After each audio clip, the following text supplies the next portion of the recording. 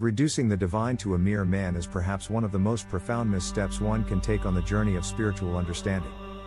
It's a conceptual trap, a self-imposed limitation that obstructs the true grandeur of the Creator.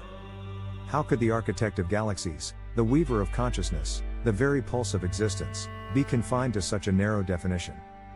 The moment we assign a gender to God, we are already erecting fences around the boundless, attempting to categorize the uncategorizable.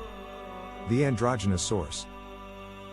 The source, the divine, is not masculine or feminine in any human sense. It is both, and infinitely more.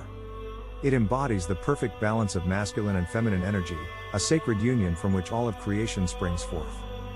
Think of it as the ultimate yin and yang, where one cannot exist, nor be fully understood, without the other. To label God as He is to inadvertently diminish the profound importance of the feminine principle in creation, the nurturing, the intuitive, the receptive womb of life that is just as vital as the activating, initiating light. The divine is not a man, nor a woman. It transcends such dualities. It is the force that animates all things, the essence that permeates every atom, the very breath that sustains existence. It is the conscious intelligence that hums within the symphony of the universe, present in the smallest particle and the vastest cosmic expanse. When we move beyond the confines of gendered worship, we begin to align with a higher frequency, the frequency of divine balance. This alignment is liberating, allowing us to perceive the Creator in its true, multifaceted glory. Beyond character, towards consciousness. When we constrain God to a single gender, we inevitably shrink the infinite, reducing the Creator to a mere character in a grand cosmic play. Yet, in truth, God is the energy behind all characters, the fundamental vibration that gives rise to every form, every being. It is the spark in the flame, the stillness at the eye of the storm, the divine intelligence that orchestrates nature's intricate dance, governs the relentless flow of time, and illuminates the mysteries of consciousness. This understanding shifts our perspective from an external, anthropomorphic deity to an omnipresent, immanent reality. God is not something out there, distant and separate, residing in some ethereal realm beyond our reach. God is everything and everywhere, expressing itself through each and every one of us, through every leaf, every wave, every thought. The ancient wisdom holds true, the all is the one and the one is the all. We are not separate entities fundamentally distinct from the divine, rather, we are all different branches of the exact same tree, different extensions of the exact same source. Reclaiming your divine power. This realization is profoundly empowering. You are all God. This isn't a blasphemous claim but a declaration of inherent divinity. To remember who you truly are is to take your power back.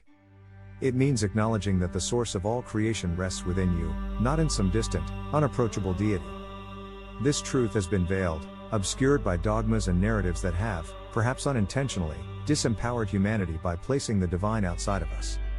I've often mused that if God were to hide in plain sight, the most ingenious hiding spot would be within humanity itself, because that's the last place most people would ever think to look.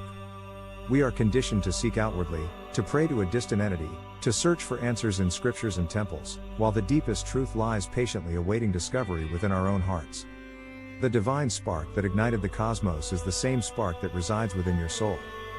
It is the wellspring of your creativity, your intuition, your compassion, and your boundless potential. The dance of creation, masculine and feminine energies. To delve deeper into the concept of divine balance, consider the interplay of masculine and feminine energies. These aren't about biological sex but about fundamental principles of existence. Masculine energy is often associated with action, logic, structure, assertion, and outward expression. It's the light that activates, the seed that initiates. Feminine energy, conversely, is linked with intuition, nurturing, creation, receptivity, and inward reflection. It's the womb that holds, the soil that nourishes. Neither is superior, both are essential. A seed, no matter how potent, masculine, cannot flourish without fertile soil and nurturing conditions, feminine. A womb, no matter how receptive, feminine, cannot bring forth life without the activating spark, masculine. This sacred union is the very dynamic of creation itself. When we project a solely masculine image onto God, we inadvertently deny or diminish the equally vital feminine aspect of the divine, and by extension, the feminine principle within ourselves and the universe. This imbalance can lead to a distorted worldview, prioritizing dominance and logic over intuition and compassion. The universal language of frequency.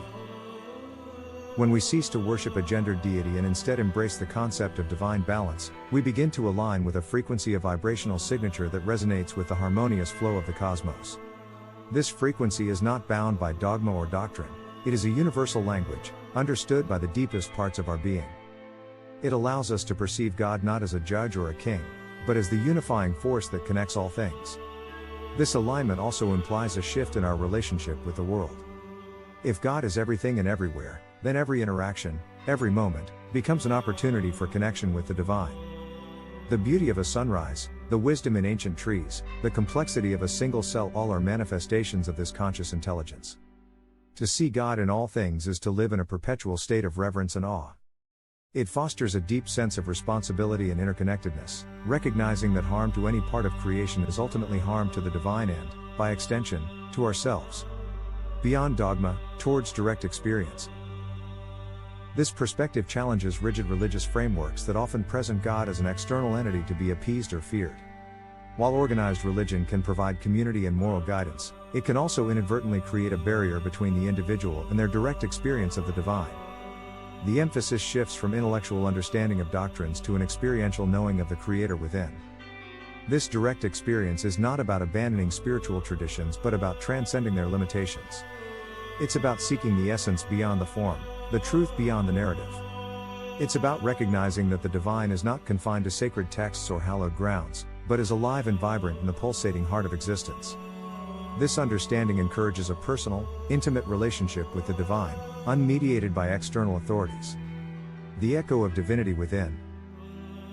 The idea that you're all different branches of the exact same tree, all different extensions of the exact same source, is a profound metaphor for our shared divinity. Just as branches draw life from the same trunk and roots, we all draw our existence from the same universal source. Our individuality is beautiful and unique, but it does not separate us from the fundamental unity of the divine. This interconnectedness means that when one branch suffers, the entire tree is affected. When one part of humanity struggles, the whole feels the ripple. Conversely, when one person awakens to their inherent divinity, it sends a ripple of awakening through the collective consciousness. This truth inspires compassion, empathy, and a drive towards collective well-being, recognizing that the well-being of others is inextricably linked to our own. To truly embrace this concept is to shed the burdens of inadequacy and separation. It is to recognize that we are not here to earn God's love or approval, for we are already an expression of that love. Our purpose is to remember, to awaken, and to embody the divine qualities that are our birthright: love, compassion, creativity, wisdom, and boundless potential. The ultimate hiding place. The notion that God would choose to hide within us is a powerful paradox. We often search for grandeur outside ourselves, for external validation, for answers delivered from above. Yet, the source of all creation rests within you. This isn't a poetic abstraction, it's an invitation to introspection, to quiet the external noise and listen to the whisper of the divine within. It means trusting your inner wisdom, honoring your intuitive guidance, and recognizing that the power to create, to heal, to transform, lies dormant within your own being. This internal pilgrimage is often the most challenging, as it requires confronting our own limitations, our own doubts, and the societal conditioning that has taught us to look elsewhere. But it is also the most rewarding, for it leads to a profound sense of peace, wholeness, and an unshakable connection to the infinite. So, the next time you consider the Creator, broaden your perspective. Step beyond the confines of gender, beyond anthropomorphic images. See the divine as the limitless force, the harmonious balance of all energies, the conscious intelligence that breathes life into every particle of existence. Remember that this divine essence is not out there but within you, within every living thing, within the very fabric of reality. Embrace your own inherent divinity. Reclaim the power that has always been yours by remembering who you truly are, an integral, irreplaceable extension of the source. This realization isn't just a philosophical concept, it's a living, breathing truth that can transform your experience of life, connecting you to a boundless wellspring of peace, love, and creative potential. Never forget that. Peace and love.